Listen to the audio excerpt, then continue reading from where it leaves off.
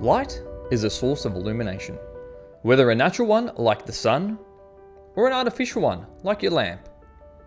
Learning how to use artificial light, especially flash, enables you as a photographer to create any particular emotion or mood to your images. So are you ready to learn how to operate your studio strobe? Fantastic! Let's get straight into it. Roll that intro. What is up, guys? Welcome back to the Raw Factory. In today's video, I'll be using my Godox AD600 Pro strobe to demonstrate the basics of a studio strobe. First up, how do I make my camera talk to the strobe? How do I make the camera fire the flash? Well, you need a wireless trigger. A wireless trigger that is compatible with the brand that you're using.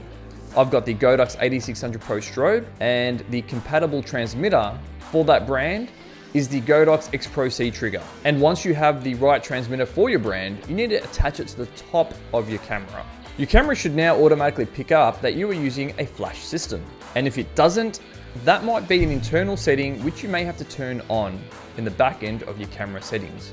All you need to do now is put your strobe onto a light stand, put it into manual mode, as this will give you full control on deciding how high or weak you want the flash to fire.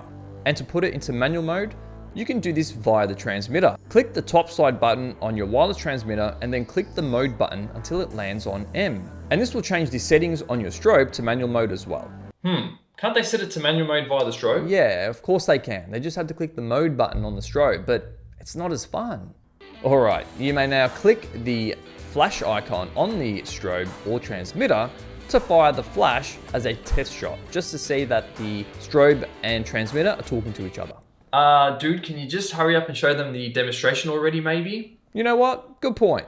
Let's pretend I want to take a photo of this Coke bottle. First up, I need to decide on my camera settings. I'm choosing an aperture of anywhere between f11, as I want most of the bottle to be in focus. For my shutter speed, I'm setting it to around 1/200th of a second, as I want to block out any other light source that is in the room. Oh, I see. So this could be like light coming from the window or the ceiling, Yes, right? that is exactly right. Now, I usually set the strobe to around 132 power to begin with, as this is kind of like in the middle range. Not too strong, not too weak. Just like a speed light, if you set the flash to 1/1 power, that'll be the maximum amount of output that the flash can actually fire. And if you set the power to 1/256, that'll be the least amount of power the strobe will be able to fire. So you can see why I set it to around 132 power, because it's kind of like in the middle. It's not too strong, it's not too weak. So when are you thinking to turn on the modeling lamp? That is a good point. Turn on the modeling lamp by turning on the light icon. Personally, this is why I love a strobe over a speed light. The modeling lamp is so helpful to decide where to place the light, what softbox to use, before you even take a shot. I mean, how helpful is that? So now that you know how to use your strobe, you're ready to start using it and modifying it for your flash photography. You can purchase different size softboxes and reflectors depending on what you're going for. Just ensure that they're compatible with your strobe. This Godox AD600 Pro strobe uses a Bowens mount. Now, any modifier that I buy must be compatible with a Bowens mount. That's right. Well, that is all from me today, guys. Oi, that's my part. Fine, just get on with it.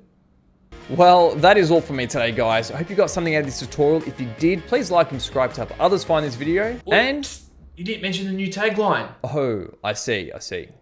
And remember, don't wait, make something creative today. Catch you guys. I love that slogan.